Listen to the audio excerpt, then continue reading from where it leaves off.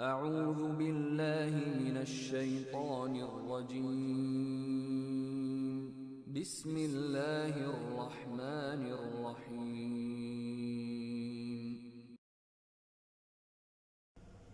الحمد للہ والصلاة والسلام علی رسول اللہ وعلی آلہ واصحابہ اجمعین، اما بعد۔ الحمد للہ رب العالمین۔ انشاءاللہ رقیہ ورکشاپ کا جو ترجمہ ہم لوگ کر رہے ہیں، آج ہم اس کے 7ویں جز پہ ہیں، 7واں حصہ انشاءاللہ آج ہم لوگ کریں گے۔ تو سب سے پہلے میں یہ کہنا چاہ رہا تھا کہ جو ورکشاپ استاد محمد ٹیم حنبل نے کی تھی، تو یہ جتنی حدیث ہے اس میں ہم بیان کر رہے ہیں، جس سے طریقے رقیہ کے طریقے کو ہم سیکھ رہے ہیں، تو یہ ساری چیزیں جو انہوں نے ایک بکلیٹ میں ایک ڈاکیومنٹ بنائی ہوئی ہے، تو وہ ڈاکیومنٹ کا لنک بھی جو یوٹیوب کے ویڈیو کے ڈسکرپشن میں ہم نے ڈالا ہوا ہے، تو بہتر ہوگا کہ علم کو جو ہے لکھ کر سیکھنا چاہیے، تو بہتر ہوگا کہ اس پی ڈی ایف ڈاکیومنٹ کو آپ پرنٹ کر کے لے لیں، تاکہ جو حدیثیں اور اس سے جو چیزیں انہوں نے سیکھی ہیں، جو بیان کی ہے، تو اس میں نوٹس کے لیے بھی جگہ ہے اس ڈاکیومنٹ میں، تو آپ ان حدیثوں کے ساتھ ساتھ اس میں عربک میں حدیث بھی ہے اصلی، اور پھر اس کا جو ترجمہ انہوں نے کیا ہے وہ بھی ہے، اور حدیث کا جو عربک کا ریفرنس بھی ہے، اور اس کے ساتھ ہی آپ اپنی نوٹس بھی لکھتے چلے جائیں، تو یہ انشاءاللہ زیادہ مناسب ہوگا، تاکہ آپ کی ساری جو طریقہ ہے رقیہ کے جو آپ سیکھ رہے ہیں، اس کا آپ کے پاس پورا ایک ڈاکیومنٹ ہوگا کہ آپ نے کیا بیسس پہ آپ کیا چیز کر رہے ہیں، کیونکہ کبھی کبھی لوگ پوچھتے ہیں کہ آپ دم کر رہے ہیں یا آپ تھکا رہے ہیں، تو آپ نے کہاں سے سیکھا، اس کی کیا دلیل ہے، تو وہ سارا کچھ جو ہے وہ آپ کے پاس ایک ہی جگہ موجود ہوگا انشاءاللہ۔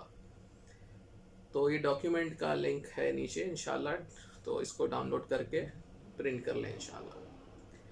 انشاءاللہ تعالی ابھی تک جو حدیثیں ہوئی ہیں اس سے آگے بڑھتے ہیں، تو آج جو حدیث بیان کر رہے ہیں اس میں ہے عائشہ بنت سعد کہتی ہیں کہ ان کے والد نے کہا، ان کے فادر نے کہا کہ مجھے مکہ میں ایک بیماری لاحق ہوئی، تو نبی صلی اللہ علیہ وسلم مجھے دیکھنے آئے، بیمار کی عیادت کرنے کے، اور آپ صلی اللہ علیہ وسلم نے میرے سر پر ہاتھ رکھا، پھر آپ صلی اللہ علیہ وسلم نے میرے سر پر، میرے فورہیڈ پر وائپ کیا، پیشانی پر وائپ کیا، اور میرے پیٹ پر وائپ کیا، اور پھر آپ صلی اللہ علیہ وسلم نے فرمایا یا اللہ تو سعد کو شفا دے اور اس کی ہجرت کو مکمل کر۔ تو یہ حدیث بخاری اور ابو داؤد میں ہے۔ تو اس حدیث سے ہم کو کیا اجازت ملی؟ ہم کو ہاتھ کو رکھنے کی اجازت ملی، یعنی سیدھے ہاتھ کو آپ جہاں پیشنٹ کو درد ہو وہاں آپ رکھ سکتے ہیں، تو ایک تو رکھنے کی اجازت ملی، دوسرا رکھنے کے ساتھ انہوں نے کہا کہ آپ صلی اللہ علیہ وسلم نے اس پہ مسح کیا پیشانی پر، تو رکھنے کے ساتھ ساتھ ہم کو مسح کرنے کی بھی اجازت ملی۔ کئی بار پیشنٹس ہوتے ہیں کہ ان کو کوئی درد ہوتا ہے جو کافی وقت سے ہوتا ہے، تو یا سمجھو جب آپ رقیہ کر رہے ہیں تو سڈنلی ان کو پیٹھ میں درد ہونے لگتا ہے یا سر میں درد ہونے لگتا ہے، تو ایسے وقت میں آپ اپنا ہاتھ رکھ سکتے ہیں، یا ایسے وقت میں آپ اپنے ہاتھ کا مسح کر سمجھیں ان کے اگر سر میں درد ہو رہا ہے تو آپ پڑھتے ہوئے اپنے ہاتھ سے مسح کر سکتے ہیں اس طرح سے، لیکن شرط ہے کہ آپ جس پہ مسح کر رہے ہیں آپ کو اجازت ہے شرعی اس پہ مسح کرنے کی، یعنی آپ کسی غیر محرم لڑکی پہ، غیر محرم عورت پہ نہیں مسح کر سکتے۔ ایسے وقت میں یہ کیا جاتا ہے کہ جو اس کا محرم ہوتا ہے، اگر آپ کسی غیر محرم پر رقیہ کر رہے ہیں تو اس کے محرم کا موجود ہونا شرط ہے، اس کو سامنے ہونا ضروری ہے کہ اس کے محرم ہے اور وہ بچی یا جو بھی لیڈیز ہیں وہ ہیں اور آپ پڑھ رہے ہیں، تو اس کا جو محرم ہے آپ اسے کہہ سکتے ہیں کہ اگر اس کا سر درد ہو رہا ہے تو وہ پکڑ لیں انشاءاللہ، اس کا شوہر ہے، اس کے والد ہیں، اس کا بھائی ہے، تو اس طرح سے آپ کر سکتے ہیں، ان کی مدد لے سکتے ہیں، تو اس چیز کا خیال رکھیں۔ دوسری حدیث، نیکسٹ حدیث جو ہے عثمان ابن ابی العاص الثقفی فرماتے ہیں کہ انہوں نے اللہ کے نبی صلی اللہ علیہ وسلم سے شکایت کی کہ ان کے جسم میں ایک درد ہے جو اس وقت سے ہے، وہ درد جب سے وہ مسلمان ہوئے، تو یہ کون سا درد ہے؟ یعنی ایک درد کافی عرصے سے تھا ان کو، جب سے وہ مسلمان ہوئے تھے تب سے ان کے جسم میں ایک درد ہو رہا تھا، تو اس سے معلوم پڑتا ہے کہ کئی بار ہم پیشنٹس کے پاس جاتے ہیں کہ بھائی سالوں سے ان کو درد ہے، سالوں سے پیٹھ میں درد ہے، سالوں سے ڈیلی سر میں درد ہوتا ہے، تو جو لمبے عرصے سے درد ہے تو اس کو کیسے، اس کے لیے بھی آپ رقیہ کر سکتے ہیں، اجازت مل رہی ہے اس حدیث سے۔ تو اللہ کے نبی صلی اللہ علیہ وسلم نے، حدیث کے آگے کے الفاظ ہیں، اللہ کے نبی صلی اللہ علیہ وسلم نے ان کو کہا کہ آپ اپنے ہاتھ کو اس جگہ پہ رکھیں جس جگہ آپ کو جسم میں درد ہے۔ سمجھ لیں آپ کے سر میں درد ہو رہا ہے تو آپ اپنے ہاتھ کو یہاں رکھ رہے ہیں، آپ کے کندھوں میں درد ہو رہا ہے تو آپ اپنے ہاتھ کو کندھوں پر، جس جگہ درد ہے آپ وہاں اپنے ہاتھ کو رکھیں اور کہیں بسم اللہ 3 بار۔ کیا کہنا ہے؟ 3 بار بسم اللہ، بسم اللہ، بسم اللہ۔ پھر 7 بار کہیں، 7 بار کیا کہنا ہے؟ اعوذ باللہ وقدرتہ من شر ما اجد واحاذر۔ تو 3 بار بسم اللہ کہنا ہے اور 7 بار کیا کہنا ہے؟ اعوذ باللہ وقدرتہ من شر ما اجد واحاذر۔ تو یہ دعا پڑھنی ہے۔ اس کے کیا معنی ہیں؟ بسم اللہ کے تو معنی آپ کو پتہ ہے کہ اللہ کے نام سے 3 بار آپ نے بسم اللہ کہا، پھر میں اللہ تعالی اور اس کی قدرت کی پناہ میں آتا ہوں اس چیز کے شر سے جو میں محسوس کرتا ہوں اور جس کا مجھے اندیشہ ہے۔ تو یہ ہے اس دعا کا ترجمہ۔ تو اس دعا کو یاد کر لینا چاہیے، یہ بہت ہی زبردست دعا ہے الحمدللہ۔ کسی بھی جسم میں درد ہو، جہاں بھی درد ہو، جبھی بھی درد ہو، تو یہ اس طریقے سے نبی صلی اللہ علیہ وسلم نے ہم کو سکھایا ہے کہ ہم 3 بار بسم اللہ کہیں اور 7 بار اعوذ باللہ وقدرتہ من شر ما اجید واحاذر یہ کہیں۔ تو انشاءاللہ تعالی اس کو ہم کو استعمال میں لانا چاہیے۔ تو اکثر جو ہے زیادہ وقت سے جو درد ہے وغیرہ ہیں تو ان چیزوں کے لیے آپ جب رقیہ کر رہے ہیں تو رقیہ کے ساتھ ساتھ آپ یہ دعا کا بھی استعمال کرنا چاہیے۔ تب یہ دعا میں جو لفظ ہے وہ ہے اعوذ۔ اعوذ ہے جب آپ خود کے لیے طلب کر رہے ہیں، تو جب آپ کسی اور پر پڑھ رہے ہیں تو عربک لینگویج جو ہے، دعائیں جو عربی میں ہیں، جو حدیث سے دعائیں ان میں آپ تھرڈ شخص کا یعنی سامنے والے کا کے لیے جو سیگا ہے اس کو بدل سکتے ہیں، یعنی اعوذ کی جگہ آپ پڑھ سکتے ہیں اوئیزوکا۔ مرد کے لیے اوئیزوکا پڑھیں گے، عورت کے لیے اوئیزوکی پڑھیں گے، اور اگر ایک سے زیادہ لوگ ہیں، گروپ آف پیپل ہے، زیادہ لوگ ہیں، تو آپ اوئیزوکم پڑھیں گے کہ اللہ رب العالمین تم کو جو چیز لاحق ہوئی ہے اس سے آپ کو یعنی پناہ دے، شفا دے۔ تو جنرلی جو ورڈ ہے وہ ہے اوئیزوک، یعنی جیسے اعوذو، ان سے خود کے لیے اعوذو اور کسی غیر کے لیے اوئیزوک۔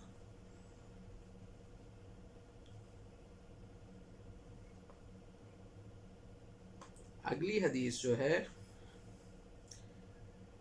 نسائی میں اسی حدیث کے تعلق سے دوسرے الفاظ ہیں کہ آپ اپنے سیدھے ہاتھ کو جس جگہ درد ہو رہا ہے رکھیں اور 3 بار بسم اللہ کہیں، اور اس کے بعد 7 بار، ہر بار آپ مسح کرتے ہوئے، اگر یہاں درد ہے تو آپ یہاں مسح کریں اور ہر بار مسح کرتے ہوئے کیا پڑھیں گے؟ اعوذ بعزت اللہ وقدرتہ من شر ما اجید واحاذر۔ تو اعوذ بعزت اللہ وقدرتہ، اعوذ بعزت اللہ وقدرتہ، یعنی پہلے والے میں اعوذ باللہ تھا، یہاں پہ بعزت اللہ، اعوذ بعزت اللہ وقدرتہ من شر ما اجید واحاذر۔ تو یہ بھی ممکن ہے، اور اس سے ایک چیز یہ سیکھنے ملی کہ ہر بار جب پڑھیں گے آپ وائپ کریں گے، یعنی آپ پڑھ رہے ہیں اعوذ بعزت اللہ وقدرتہ من شر ما اجید واحاذر، اعوذ بعزت اللہ وقدرتہ من شر ما اجید واحاذر، اعوذ بعزت اللہ وقدرتہ من شر ما اجید واحاذر۔ تو اس طرح سے آپ کو یہ طریقہ ملتا ہے حدیث میں کہ ہر بار وہ وائپ کرتے تھے۔ تو اس طرح سے آپ کبھی کچھ اور بھی پڑھ رہے ہیں کسی کے اوپر تو ہر آیت پہ بھی آپ وائپ کر سکتے ہیں۔ اگر کسی کو تکلیف ہے، درد ہے، تو آپ اعوذ باللہ من الشیطان الرجیم، بسم اللہ الرحمن الرحیم، الحمدللہ رب العالمین الرحمن الرحیم مالک یوم الدین، تو اس طرح سے آپ وائپ کر سکتے ہیں۔ تو یہ طریقہ ہم کو اس میں ملا۔ ابو سعید خدری رضی اللہ تعالیٰ والی حدیث جو ہم اس سے پہلے پڑھ چکے ہیں، سمجھ چکے ہیں، کہ انہوں نے جب کسی قبیلے کے سردار کو بچھو نے ڈنگ مار لیا تھا تو انہوں نے اس کے علاج کے لیے سورہ فاتحہ پڑھی تھی۔ تو اس میں بھی جو روایتیں آتی ہیں تو اس میں ایک روایت میں جو مسند عبد ابن حمید اور نسائی الکبریٰ میں ہے کہ انہوں نے کہا کہ میں سورہ فاتحہ پڑھنے لگا اور مسا کرنے لگا جہاں پہ اس کو ڈنک مارا تھا، ڈنک کیا تھا بچھو نے، یہاں تک کہ وہ شفا ہو گئی. تو انہوں نے ہم کو جو ہیں وہ مینڈے دیے، جو بکریاں دی، مینڈے دیے. تو ایک حدیث میں یہ الفاظ ہے کہ یعنی سورہ فاتحہ پڑھتے جا رہے تھے اور وائپ کرتے جا رہے تھے جہاں پہ ان کو زخم تھا. اور دوسری حدیث میں ہے الفاظ کہ وہ ام القرآن پڑھنے لگے اور اپنے تھوک کو اپنے منہ میں جمع کیا اور انہوں نے دم کیا. پھر وہ شخص جو ہے وہ شفا یاب ہو گیا. تو انہوں نے ہم کو جو ہے وہ بکریاں دی یا مینڈے دیے، جو بھی تھا. تو یہ بھی حدیث نسائی میں الکبریٰ میں ہے. تو اس سے ہم کو ان روایتوں سے کیا سمجھ میں آیا کہ انہوں نے پہلی چیز سورہ فاتحہ پڑھی 7 بار. یہ ان ساری الگ الگ جو سندیں آتی ہیں ان سے یہ سمجھ آ گیا کہ سورہ فاتحہ کو 7 بار پڑھا. دوسرا سمجھ میں آیا کہ انہوں نے اپنے تھوک کو جمع کیا. تیسرا سمجھ میں آیا کہ انہوں نے دم کیا. ٹھیک ہے. اور چوتھا یہ سمجھ میں آیا کہ انہوں نے جس جگہ پہ زخم تھا وہاں پہ مسا بھی کیا، وائپ بھی کیا. تو اس سے یہ سمجھ میں آ گیا کہ آپ جو الگ الگ طریقے ہیں، الگ الگ حدیثوں سے ملتے ہیں، آپ ان کو کمبائن کر سکتے ہیں. آپ ایک ہی وقت میں جب پڑھ رہے ہیں تو آپ اس کو مسا بھی کر سکتے ہیں، آپ اس کے اوپر دم بھی کر سکتے ہیں، آپ اس کے اوپر تھکا بھی سکتے ہیں. تو ان سارے طریقوں کو جمع کرنے کی اجازت ملی. تو یہ حدیثیں تھیں جن سے ہم کو یہ سمجھ میں آیا کہ آپ درد کی جگہ پہ اپنے ہاتھ کو رکھ سکتے ہیں اور مسا کر سکتے ہیں. اگلی حدیث جو ہے اس کا تعلق ہے مٹی پہ انگلی رکھ کے پڑھنے کا طریقہ. عائشہ رضی اللہ تعالی عنہا فرماتی ہیں کہ اللہ کے نبی صلی اللہ علیہ وسلم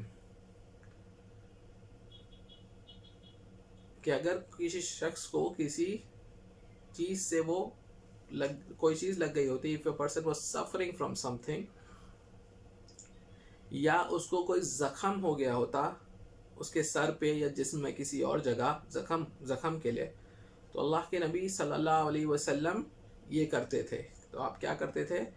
سفیان ابن عیینہ نے اپنی جو ہے انگلی، جو انڈیکس فنگر ہم لوگ بولتے ہیں انگلش میں، یہ والی انگلی، پہلی انگلی شہادت کی انگلی، تو انگلی کو زمین پہ رکھتے، پھر اس کو اٹھاتے اور کہتے بسم اللہ تربت اردنا بریکت بادنا لیشفى سقیمنا باذن ربنا. تو کیا دعا پڑھتے؟ بسم اللہ، یعنی مٹی پہ انگلی رکھی، پھر اٹھائی اور کہا بسم اللہ تربت اردنا بریکت بادنا یشفى سقیمنا باذن ربنا، اور اس طرح سے تھکاتے تھے. تو اس میں دونوں چیز پاسبل ہے. ایک تو تھکا کے آپ مٹی کو انگلی پہ رہنے، پہلے آپ انگلی پہ تھکائیں، پھر آپ مٹی میں رکھیں، پھر دعا کو پڑھ لیں، پھر اٹھائیں، پھر جو پیشنٹ ہے اس کے جہاں زخم ہے، جہاں درد ہے وہاں پہ لگائیں. یا یہ پاسبل ہے کہ آپ نے انگلی کو پہلے مٹی پہ رکھی، پھر اٹھایا اور پھر آپ نے دعا پڑھ کے تھکایا، پھر جسم پہ جہاں پہ پیشنٹ کو تکلیف ہے وہاں رکھی. اس میں جو الفاظ آئے حدیث میں کہ ہم میں سے کسی کے تھوک، تو اس سے یہ واضح ہو گیا کہ یہ جو طریقہ تھا یہ اللہ کے نبی صلی اللہ علیہ وسلم کے لیے خاص نہیں تھا. یہ نہیں تھا کہ صرف اللہ کے نبی صلی اللہ علیہ وسلم کے تھوک میں وہ برکت تھی اور شفا تھی. اس سے یہ پتہ چلا کہ ہر کسی کا تھوک جو ہے کوئی بھی شخص اپنے لیے یا اپنے گھر والوں کے لیے شفا کے لیے اس طرح سے کر سکتا ہے کہ اگر کوئی زخم ہے یا کوئی بوائلز آ جاتے ہیں، جو دانے وغیرہ آ جاتے ہیں، کبھی کبھی جو پھول جاتے ہیں اور اس میں پس جمع ہو جاتا ہے، تو ایسوں میں بھی یہ بہت افیکٹو ہے. تو آپ اس کو کر سکتے ہیں مٹی پہ، یعنی گھر میں کہیں بھی مٹی ہو، جو زمین میں جھاڑ کی مٹی ہو یا اس طرح سے کوئی مٹی ہو، یا آپ گراؤنڈ سے مٹی لے آئیں تھوڑی سی، اس پہ انگلی رکھیں، دعا پڑھیں، تھکائیں اور لگائیں، انشاءاللہ تعالی فائدہ مند ہوگا. اس حدیث میں جو لفظ آیا تربتو یعنی مٹی، یعنی جس طرح جیسے ہم لوگ اس کے لیے آتا ہے کہ ہم لوگ تیمم کرتے، کس سے کرتے؟ مٹی سے کرتے. مٹی یا گھر میں جو دھول ہوتی ہے دیوار پہ، اس طرح سے کوئی جو پاک چیز ہوتی ہے اس سے ہم تیمم کرتے. تو ایسی چیز جو ہے اس پہ انگلی رکھ کے آپ کو کرنا ہے. اب حدیث میں جو الفاظ آئے مٹی ہماری زمین کی، تو اس میں علماء میں اختلاف ہے کہ ہماری زمین کی مٹی کا کیا معنی ہوا. کیا یہ مدینہ کی مٹی کے لیے خاص ہے؟ تو اس میں علماء میں 3 رائے موجود ہیں. ایک کہ کیا یہ مٹی مدینہ کی مٹی کے لیے خاص ہے حکم، یا یہ کہ تمام دنیا کی آپ کہیں کی بھی مٹی استعمال کر سکتے ہیں، آپ کی دنیا کے کسی بھی ممالک میں ہو آپ وہاں کی مٹی لے کے آپ اس طرح سے دعا پڑھ سکتے ہیں۔ یا تیسری رائے یہ کہ جو اسلامی ممالک ہیں، اسلامی ملک ہیں، آپ وہاں کی مٹی کے ساتھ یہ دعا پڑھ سکتے ہیں۔ تو امام النووی اور امام ابن قیم رحمہ اللہ نے لایا ہے کہ اکثر علماء کی رائے یہ ہے کہ یہ کہیں کی بھی مٹی کے لیے ہے۔ تو ہم اس کو اسی طرح سے سمجھیں گے اور لیں گے، کیونکہ مدینہ کی مٹی کے لیے یہ حکم خاص ہونے کی کوئی دلیل نہیں ملتی ہے۔ تو اس لیے آپ دنیا کے کسی بھی ملک میں ہو، آپ ہندوستان میں ہو، آپ برطانیہ میں ہو، آپ سعودیہ میں ہو، آپ کویت میں ہو، آپ دنیا کے جس ممالک میں ہو، آپ اپنے گھر پہ اس چیز سے علاج ضرور کر سکتے ہیں انشاءاللہ۔ تو صحیح رائے یہی ہے۔ تو برکت جو ہے وہ مٹی میں ہے اور تھکانے میں، جو تھوکے میں ہے۔ تو اس میں جو ہے، کیونکہ آپ نے دیکھا ہے حدیثوں میں یہ بھی ہے کہ اگر برتن میں کتا منہ ڈال دے تو ہم کیا کرتے ہیں، اس کو 7 بار ہم کو مٹی سے صاف کرنا ہے، کیونکہ مٹی جو ہے وہ ایک پاک چیز ہے۔ اللہ رب العالمین نے اس ساری زمین کو ہمارے لیے کیا بنایا ہے؟ مسجد اور پاکی کی چیز بنایا ہے۔ تو مٹی اور زمین جو ہے وہ ایک پاک چیز ہے، تو اس کا استعمال یہاں پہ ہو رہا ہے۔ اور یہاں پہ اس حدیث میں تو زخم کا ذکر ہے کہ زخم پہ لگا سکتے ہیں، اسی طرح سے کچھ اور جگہوں سے ملتا ہے کہ جو پھوڑے پھنسی وغیرہ بھی آ جاتے ہیں اس پہ بھی آپ اس طرح سے علاج کر سکتے ہیں، اس کے لیے بھی یہ دعا کو پڑھ سکتے ہیں، اور الحمدللہ بہت مفید ہے۔ میں ایک ذاتی تجربہ بتاؤں گا، یعنی میرے کوئی جاننے والے تھے، تو ان کو ایک پھنسی آ گئی، دانہ آ گیا، اور 2 ہفتہ ہو گیا وہ اینٹی بایوٹکس کھاتے رہے، وہ ڈاکٹر کے بعد بہت درد تھا ان کو اس میں۔ تو جب مجھے پتہ چلا، انہوں نے مجھے ذکر کیا، تو میں نے کہا اللہ کے نبی صلی اللہ علیہ وسلم نے اس طرح سے اس پہ پھنسی پہ بھی یہ کرنے کا طریقہ بتایا ہے۔ تو انہوں نے رات کے وقت میں عشاء کے بعد مٹی پہ، ہم لوگ گراؤنڈ میں ہی کھڑے تھے، مٹی پہ وہ سائڈ میں چلے گئے، انہوں نے وہ انگلی رکھی، اپنی دعا کو پڑھا اور اس انگلی کو اپنے زخم پہ لگا لیا، جو دانہ تھا اس پہ لگا لیا۔ اور صبح جب وہ اٹھے ہیں، صبح جب وہ شاور لیا، انہوں نے نہائے ہیں، تو آٹومیٹیکلی وہ سارا کے سارا ان کا پس خود سے وہ چیز کھل کے، جو چیز 2 ہفتے سے وہ پریشان تھے درد سے، اور وہ ان کا درد نہیں جا رہا تھا اور کافی اس میں پس جمع ہو گیا تھا اور دوائیوں سے فائدہ نہیں ہو رہا تھا، تو وہ پورا کے پورا خود بخود کھل کے وہ سارا پس نکل گیا۔ الحمدللہ نہ دبانا پڑا، نہ طاقت لگانی پڑی، اللہ کے فضل سے اللہ نے شفا یاب کر دیا۔ تو الحمدللہ یہ برکت ہے جو سنت سے ہم کو علاج ملتے ہیں، جو اللہ کے نبی اسلام کی حدیث پہ جب ہم یقین کر یقین شرط ہے، جو طریقے موجود ہیں اس پہ آپ یقین رکھ کر، اللہ کے ذات پہ یقین رکھ کر کہ اللہ کے کلام میں شفا ہے، نبی اسلام کے طریقے میں شفا ہے، جب آپ کرتے ہیں تو الحمدللہ یقیناً فائدہ ہوتا ہے۔ انشاءاللہ تعالی آج ہم اس پہ ہی رکیں گے، اگلی حدیث کو اگلے اس میں ریکارڈ کریں گے۔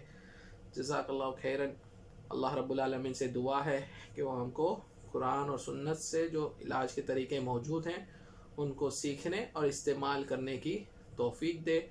آمین یا رب العالمین۔ وآخر الدعوانا ان الحمد للہ رب العالمین۔